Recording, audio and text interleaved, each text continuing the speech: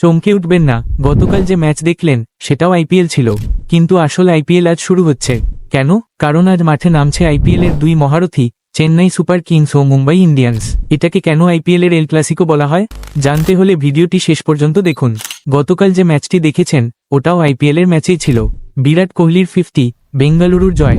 বেঙ্গালুরু সমর্থকদের চিন্তার কারণ নেই। তাহলে আসল আইপিএলটা আবার কি সেটা জানতে প্রথমে আজকের সূচির দিকে তাকান। আইপিএল বলতে যে দুটি দলের নাম সবার আগে আসে সেই চেন্নাই সুপার কিংস ও মুম্বাই ইন্ডিয়ান্স। সারা দুনিয়ায় আইপিএলকে ছড়িয়ে দেওয়ার পেছনে এই দুটি দলের অবদান অনেক। এর আগে হওয়া আইপিএল এর 17টি আসরের মধ্যে সমান 5টি করে 10টিতেই চ্যাম্পিয়ন হয়েছে চেন্নাই ও মুম্বাই। এই ম্যাচে মুখোমুখি হন মহেন্দ্র সিং ধোনি ও রোহিত শর্মারা। আগে খেলতেন Sachin Tendulkar, Matthew Hayden, Kieron Pollard, Darren ব্রাভোরা। শুধু তো ম্যাচটিকে তো আইপিএল এর এল ক্লাসিকো। চেন্নাই ও মুম্বাই আইপিএল এর সবচেয়ে দুটি ধারাবাহিক দল।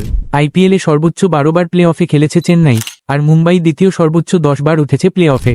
আইপিএল এ চেন্নাই মুম্বাইয়ের দাপট 17টি আসরের মধ্যে দু দলের 10 বার চ্যাম্পিয়ন হওয়াতেই স্পষ্ট। তো আপনারা কার সাপোর্টার, সিএসকে না মুম্বাই, কমেন্টে জানাবেন।